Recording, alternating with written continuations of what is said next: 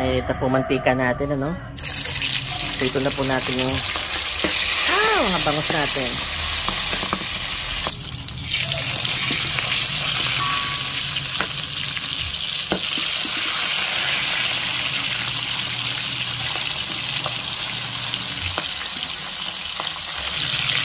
Balik rin na po natin, ano?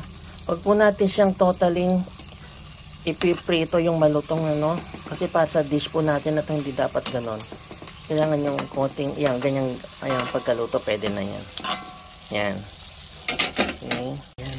Set aside po muna natin, ano?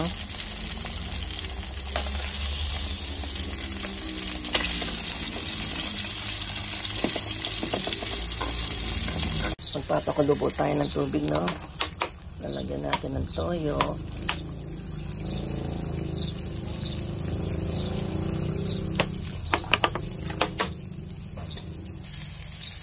Konting oyster sauce. Konti lang, ano?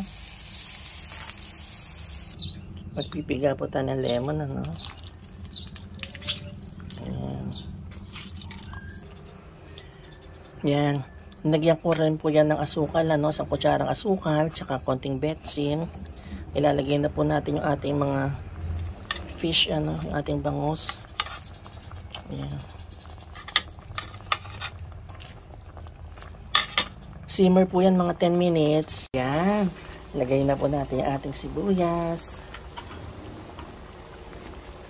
White onion, ano? Yan.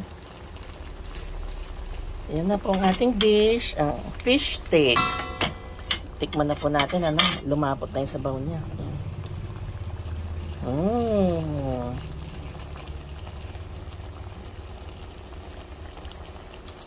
Ay, Diyos ko. Siyempre, masarap.